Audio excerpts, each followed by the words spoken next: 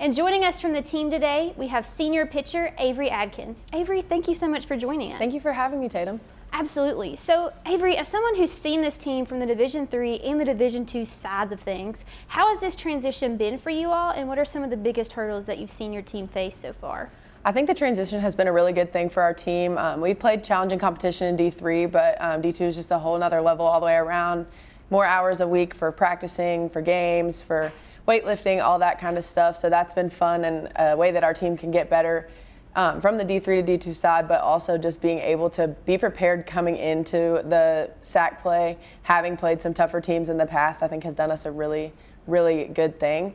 As far as hurdles, I don't really think we've had any major hurdles. I mean, just as every year getting a new team to gel together and everything, and I think we've done a really good job of that. So I'm excited to keep our season rolling. So when you talk about getting your new team gelled together, when we kind of look at the roster, almost half of the team is freshmen. So how have you all overcome and connected like you need to, and kind of some of those younger players filling bigger shoes for the first time? There's a lot of that going on, like you said. A lot of our starters are freshmen, and I think that they've stepped up and done a really, really good job this season. I think the older players on the team, the veterans, have kind of taken the freshmen under their wing and showed them the ropes, and from very early on in the fall, they were playing just as if they'd been here for 2 and 3 years. So I think that was a really good thing to see from an upperclassman looking down. It's been incredible to look at it from this side of things too, and just you all are doing an incredible job, and it's fun to watch. So kind of coming into this new South Atlantic Conference schedule, this team has been very, very successful off the get-go.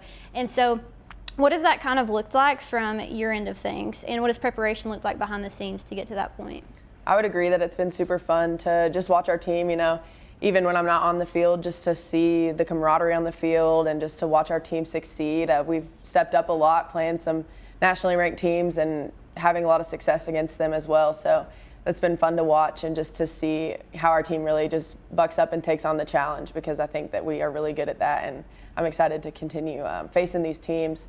And then as far as just preparation and everything, we've done a really good job, and just, we do what Coach Cockerham asks, and, we just get it done.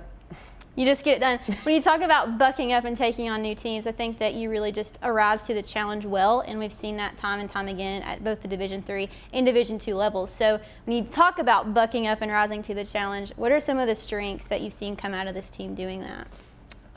We've done a really good job of, continually supporting each other, always, having each other's backs, and then just, stepping up in big.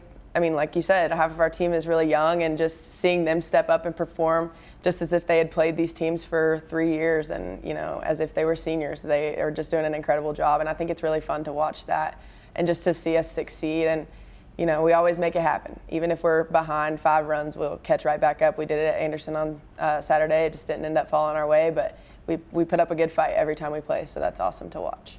It is.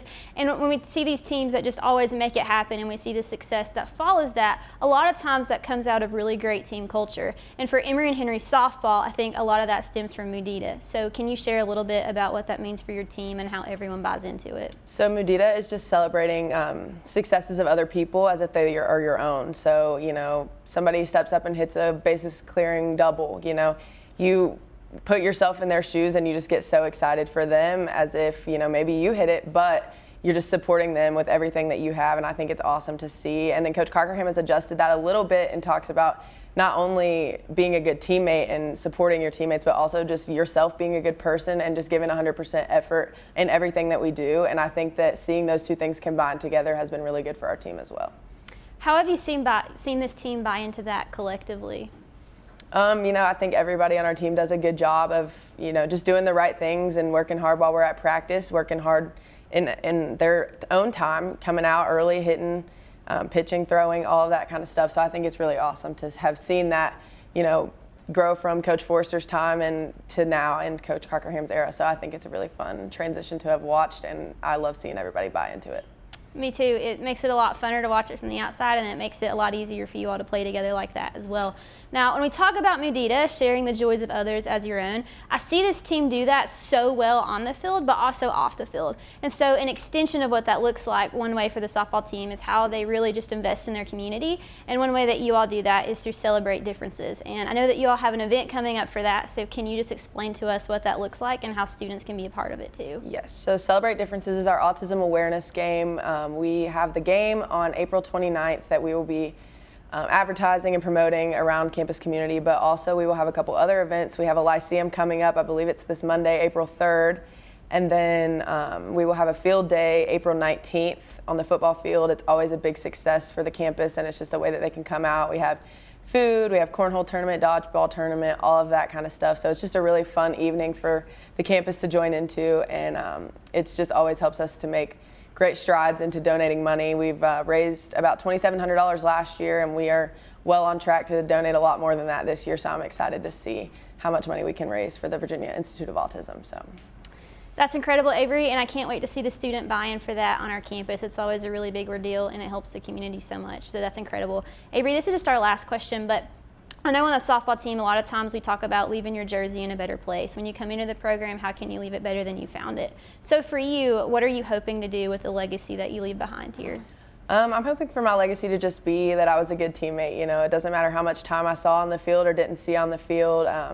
I just want everybody to know that I was a good teammate and I was always encouraging, and I want whoever has my jersey next year and for years to come to be that same person, and just to know that it's so much more than just the playing and just the softball, and just being a good person and a good teammate is more important than all of that. So I think I want that to be my main legacy, is just being a good person and being a good teammate. It's been incredible to watch you do that from this side as well. I think that you're such a humble person and a player, and you're servant-hearted, and it's just been awesome to see you lead your team that way. And I know that you're going to leave your jersey behind in a better place by doing that. So thank you, Avery. It's been great to have you with us today. Thank you for having me. Absolutely. This concludes our interview for EHC-TV. I'm Tatum Harvel, and we'll see y'all next week.